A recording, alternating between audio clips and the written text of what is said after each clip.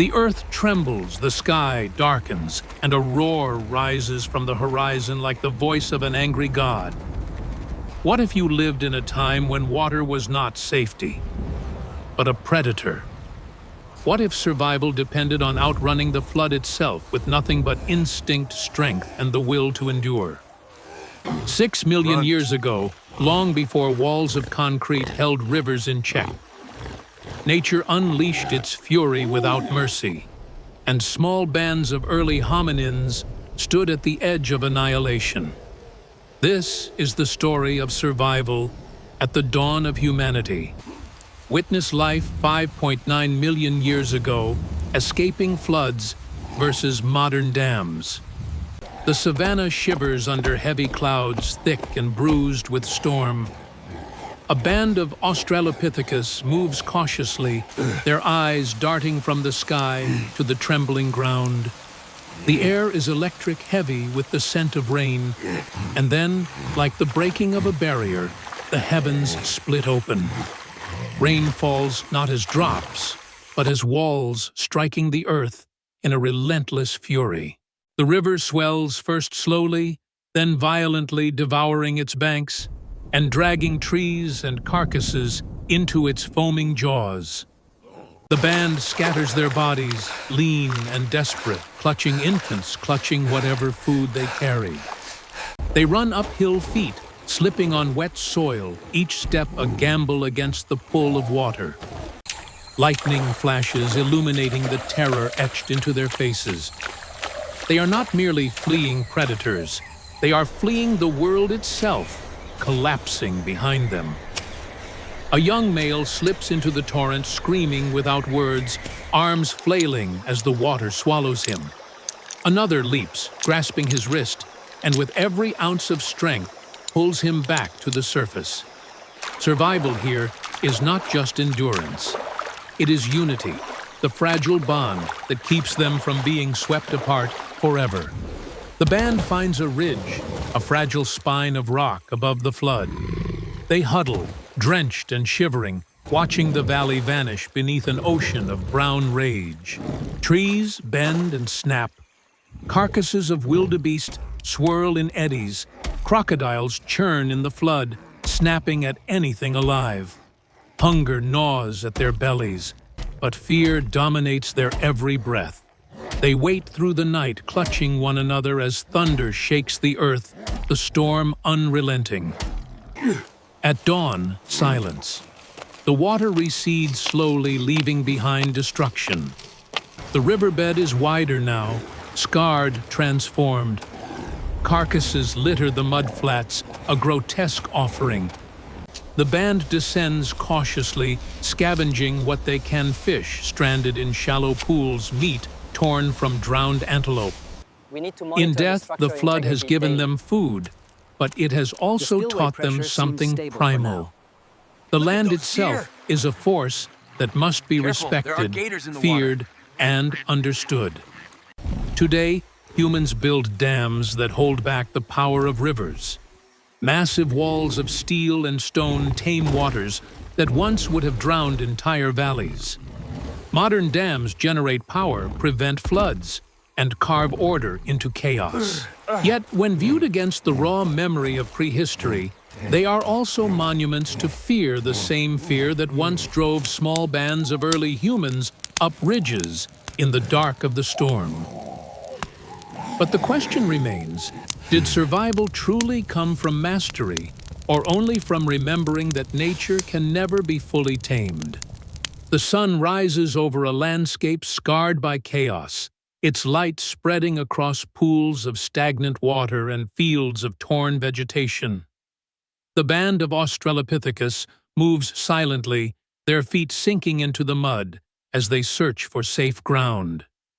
Every step is measured, every glance sharp, for the flood has not only reshaped the land, but also awakened predators that stalk the wreckage. Hyenas circle in the distance, drawn by the scent of drowned carcasses, their laughter echoing across the ruined plain. A crocodile stranded in a shallow channel thrashes violently as it seeks deeper water, reminding the group that danger lurks even in retreat. One female kneels her hands, digging into the soft soil. She unearths tubers exposed by the flood, their bitter taste now a gift of survival. Another pries open shells carried inland by the water, cracking them with stones, discovering food in places once barren. Survival is not only running from death, but learning to find life amid destruction. They eat cautiously, sharing in fragments, their bodies still trembling from exhaustion. A child weak from hunger and fear clings to his mother's waist, soothed only by the touch of her hand against his hair. The band pushes forward, climbing toward a higher terrain. Their path is marked by broken branches, stripped trees, and the lingering smell of mud and decay. Yet from this devastation comes opportunity. Pools left behind teem with stranded fish trapped in depressions. The group wades in, splashing, grasping with quick hands, their cries of triumph piercing the heavy air each time a slippery body is seized.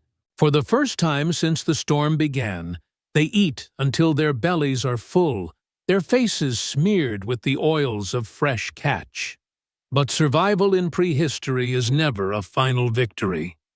As they feast, shadows gather beyond the trees. A rival band emerges, lean and desperate, their eyes burning with hunger.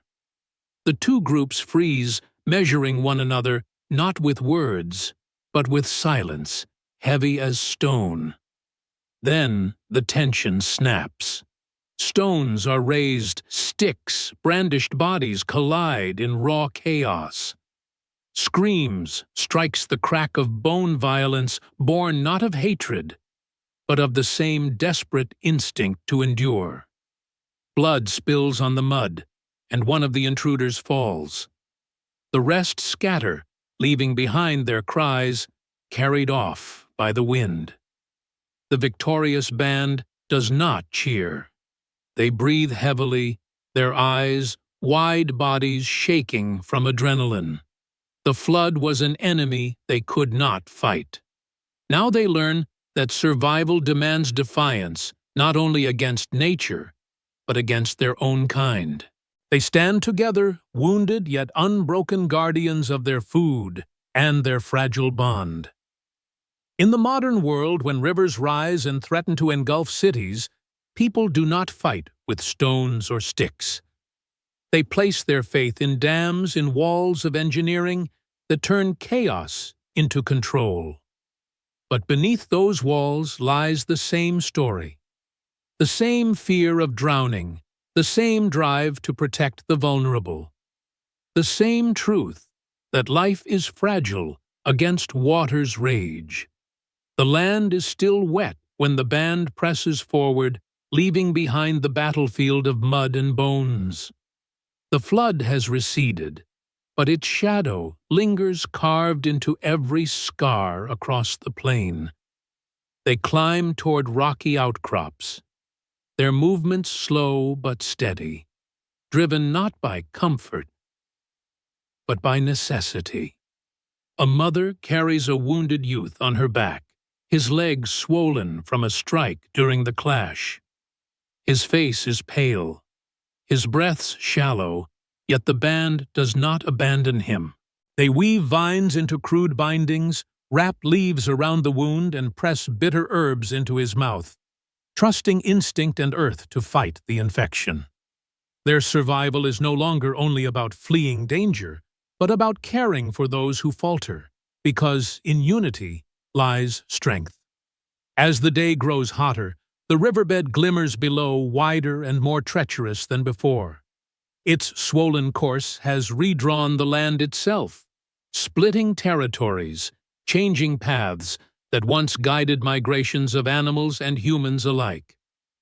The band watches herds of antelope gather at the new edge, wary but thirsty.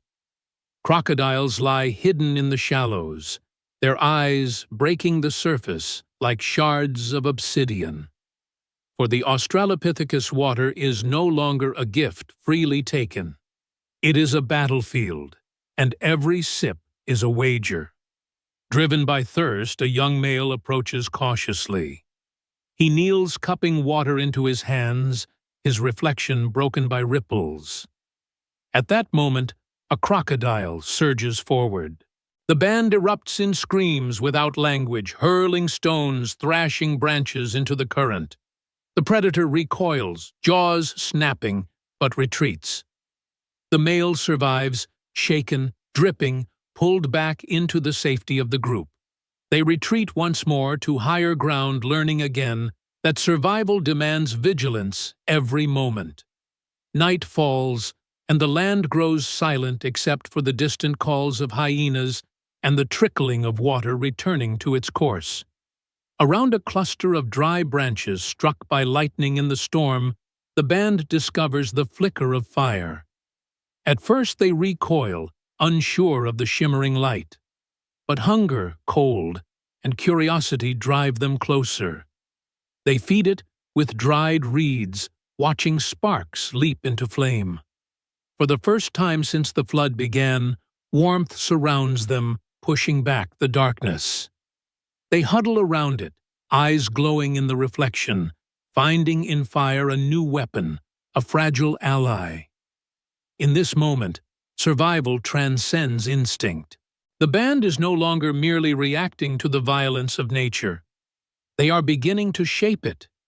Floods may destroy, predators may strike, rivals may clash, but here with fire, they hold a fragment of control.